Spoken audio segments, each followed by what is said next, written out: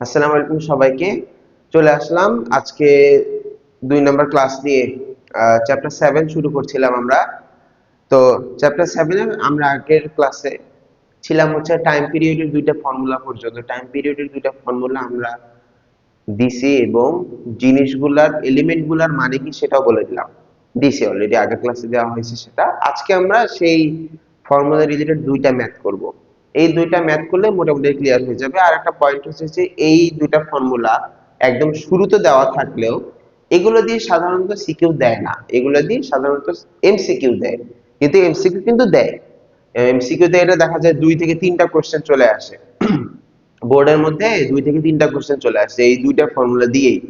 কারণ অনেকভাবে দেওয়া যায়, কিছু পাজলিং কিছু স্টেপ আছে যেটা আমি দিছি অঙ্কের মধ্যে। যাই হোক, তো এখন আমরা ফার্স্ট ম্যাথটা করব। ফার্স্ট ম্যাথটা আমরা একটু পড়ি যে কি বলছে। আ মাস of 50 kg is hanged on a spring of spring constant 12 newton per meter. What will be the time period? একটু বাংলায় বলি।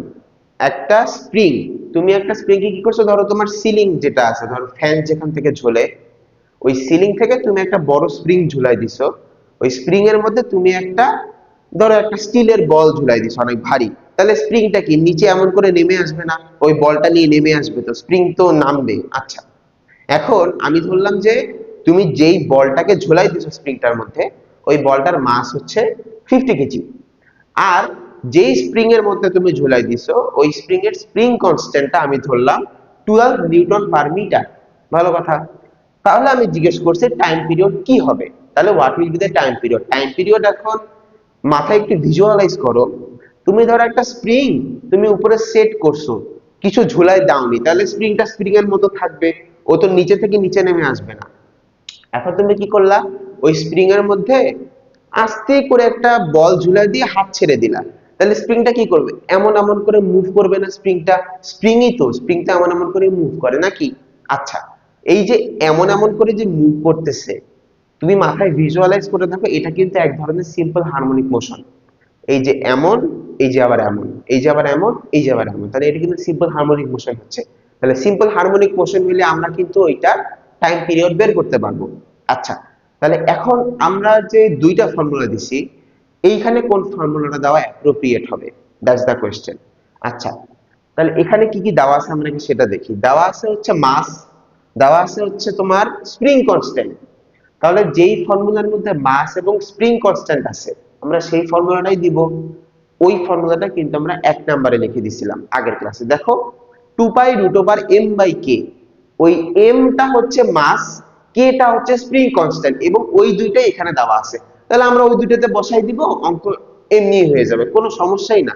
তাহলে 1 নম্বরের আনসারটা কেমন হবে? তাহলে t equal two 2π√m/k equal to 2 multiply 3.1416 multiply √50/12 এরকম আসে।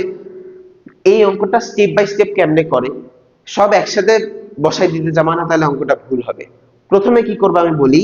প্রথমে রুটের ভিতরে যে ডিভিশনটা আছে, এই ডিভিশনটা প্রথমে সলভ করবা। প্রথমেই ক্যালকুলেটরে তুমি বসাবা 50/12 কত হয়। আসলো 50/12 কত হয়, সেটা আসার পরে ওইটার উপরে একটা রুট ওভার করে দিবা।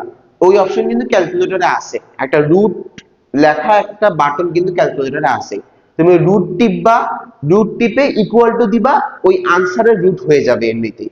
আচ্ছা, সেটা করলা। তাহলে ফার্স্টে এটা ডিভিশন করে ওই আনসারের রুট করলা, তারপরে যেই আনসারটা আসলো, রুট করার পরে যেই আনসারটা আসলো, ওর সাথে 2 মাল্টিপ্লাই 3.1416 করে দিবা, আনসার হয়ে যাবে। এবং আমি করছি বাসায়, করে দেখছি আনসারটা আসে এত, 12.83 সেকেন্ড। এইটার ভ্যালু আসে 12.83 সেকেন্ড। এই 12.83 সেকেন্ড টাইম আসে। তাহলে আমরা কি বুঝলাম টাইম পিরিয়ডটা? যে স্প্রিংটাতে ওই স্টিলের বলটা ঝুলায় দেওয়ার পরে স্প্রিংটা টোটাল এখান থেকে এমন, মানে এইভাবে থেকে এইভাবে আসতে টোটাল টাইম লাগে 12.83 সেকেন্ডের মতো একটা টাইম লাগে আর কি। 12.83 মানে ওটাই ওর টাইম পিরিয়ড। এই তো, খুব ইজি ছিল না অঙ্কটা? এই টাইম পিরিয়ড রিলেটেড ম্যাথ অনেক ইজি হয়। আচ্ছা, এর পরের ম্যাথটাও অনেক ইজি। আচ্ছা, তাহলে এর পরের ম্যাথের মধ্যে ইজি, কিন্তু এর পরের ম্যাথের মধ্যে একটা ইনফরমেশন তোমাকে এক্সট্রা দিয়ে দিছে, যেই ইনফরমেশনের কোনো দরকার আমাদের নাই। এবং তোমরা মনে হয় ক্লাস 8 বলো, হ্যাঁ 8 পর্যন্ত এমন কোনো ম্যাথস করনি যেখানে তোমাদের দরকার ছাড়া কিছু দেয়। কিন্তু যত উপরের ক্লাসে উঠবা তত তোমাদের দরকার ছাড়া জিনিসপাতি বেশি দেওয়া থাকবে, দরকারের জিনিসপাতি কম দেওয়া থাকবে, তোমাকে দরকারের জিনিসপাতি বের করতে হবে। 9, 10, 11, 12-এ এমন অনেক অঙ্ক আছে যেখানে ধরো তোমার অঙ্কটা করা লাগবে মাত্র 2 থেকে 3 লাইনে, ম্যাথসটা সলভ হয়ে যায়, কিন্তু ম্যাথসটা দেওয়া আছে এত বড় একটা সাইজ করে। কেন? ওই যে এক্সট্রা ইনফরমেশন দিয়ে দিয়ে জিনিসটাকে বড় করছে। আসলে দেখা যায় যে তোমার প্রথম 2 লাইনের ইনফরমেশন লাগবে, বাকি লাইনগুলো লাগতেইছে না।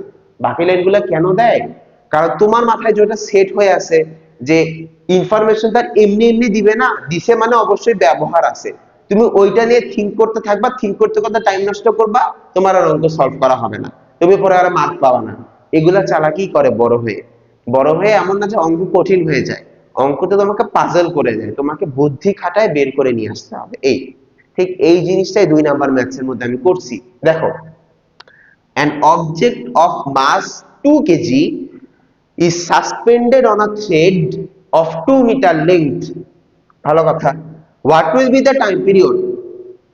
এইটা হচ্ছে বোঝাই যাচ্ছে। দেখো, 1 নাম্বার ম্যাথসটা আমরা করছি 1 নাম্বার ফর্মুলা দিয়ে, কারণ এখানে স্প্রিং কনস্ট্যান্ট দেওয়া ছিল, মাস দেওয়া ছিল। 2 নাম্বার ফর্মুলাতে কি দেওয়া আছে? লেংথ অফ দ্য থ্রেড দেওয়া আছে। লেংথ অফ দ্য থ্রেড কোন ফর্মুলাতে আছে? 2 নাম্বারে। তার মানে এটা অবশ্যই 2 নাম্বার ফর্মুলা দিয়ে করা লাগবে, এইটুকু আমরা বুঝছি। এখন কথা হচ্ছে 2 নাম্বার ফর্মুলা লক্ষ্য করে দেখো, 2 নাম্বার ফর্মুলাটা কি ছিল? ছিল এমন ছিল না যে 2 pi root over L by জি, এমন ছিল না। দেখো এই ফর্মুলার মধ্যে কিন্তু কোথাও কোনো মাস নাই। তার মানে আমরা যে এই ফর্মুলা, এই ম্যাথসের মধ্যে এই যে an object of mass 2 KG, এই যে মাসটা যে দিছি, এটা একটা অপ্রয়োজনীয় ইনফরমেশন আমি দিয়ে দিছি। কিন্তু এইটা নিয়েই সবাই পড়ে থাকবে।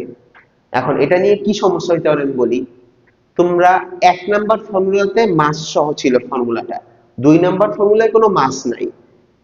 কেউ যখন না জেনে ম্যাথস করতে যাবে, খালি ফর্মুলা মুখস্থ করে প্র্যাকটিস না করে করতে যাবে, তখন সে যখন মাস দেখবে সে 1 নাম্বার ফর্মুলা দিয়ে করতে যাবে। কিন্তু 1 নাম্বার ফর্মুলা দিয়ে করতে গেলে তোমার যেমন মাসও লাগে, তোমার কিন্তু স্প্রিং কনস্ট্যান্টও লাগে, কিন্তু এই ম্যাথে কিন্তু কোথাও স্প্রিং কনস্ট্যান্ট দেওয়া নাই, তো ওইখানেই সে আটকে যাবে।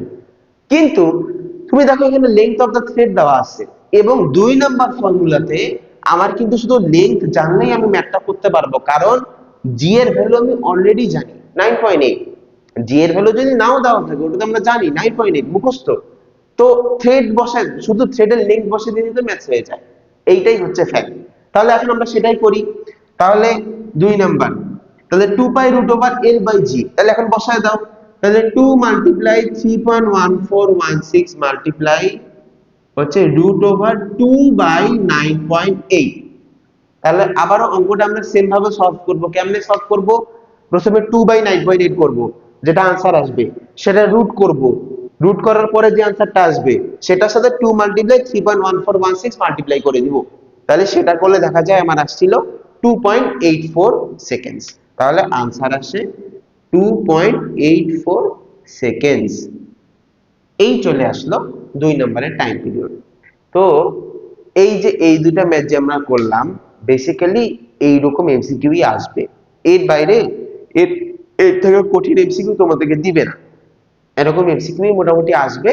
তো আশা করতেছি যে এরকম এমসিকিউ আসলে এটা ইজিলি করতে পারবা, কারণ কি এটা তো খালি বসায় দেওয়া জিনিস আর কিছু না।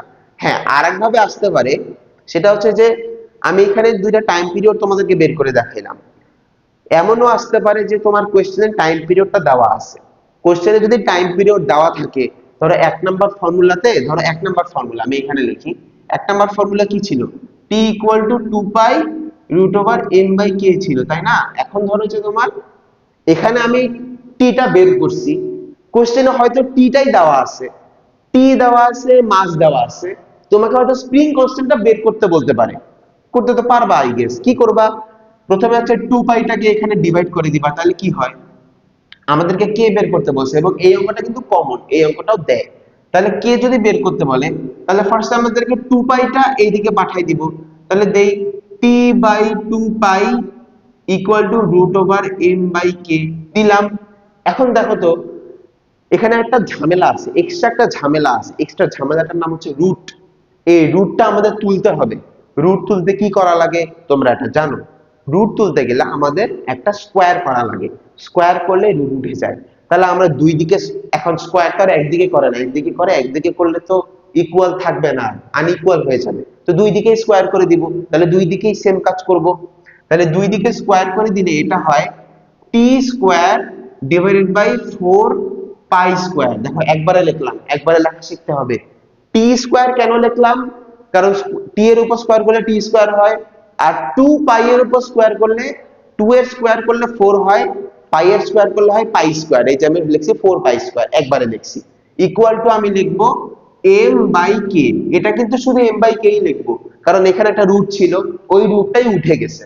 আচ্ছা, এখন আমি কি করব, এই এমটাকে নিচে পাঠাই দিব, তাই তো? তাহলে আমি এমটাকে এখন নিচে পাঠাই দেই।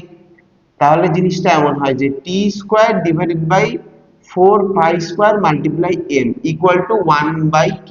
আচ্ছা, এখন দেখো এখানে কিন্তু 1/k হয়ে আছে। আমরা কিন্তু 1/k এর ভ্যালু বের করব না, বের করব k এর ভ্যালু। তাহলে এখন কি করব, এটাকেও উল্টে দিব, এটাকেও উল্টে দিব। দুই করলে দুই দিকেই করা লাগে, একদিক উল্টে দিলে দুই দিকে উল্টে দেওয়া লাগে। তাহলে উল্টে দিলে হয় এমন যে k সমান সমান 4 pi square m divided by t square. এই ফর্মুলাটা আছে না, এইটা আসলে একটা শর্টকাট ফর্মুলা। এই শর্টকাট ফর্মুলা তোমরা মুখস্থ করে নিতে পারো অথবা এমনি বেরও করতে পারো, কোনো সমস্যা নেই, মুখস্থ না করলেও চলবে। এটা তো আমি এমনি হাতে হাতে করলাম, তাই না? তো হাতে হাতে করলেও হবে, কোনো সমস্যা না ওটা।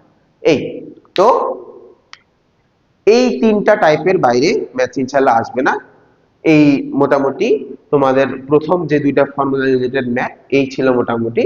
তো আমাদের টাইম পিরিয়ডের ব্যাপারটা এখান থেকেই শেষ। আমরা নেক্সট ক্লাস থেকে ওয়েভের যে মেইন পার্ট, একদম ওয়েভ রিলেটেড যত কোয়ান্টিটিজ আছে, যত রিলেশনস আছে, সব আমরা শেষ করে ফেলবো ইনশাআল্লাহ।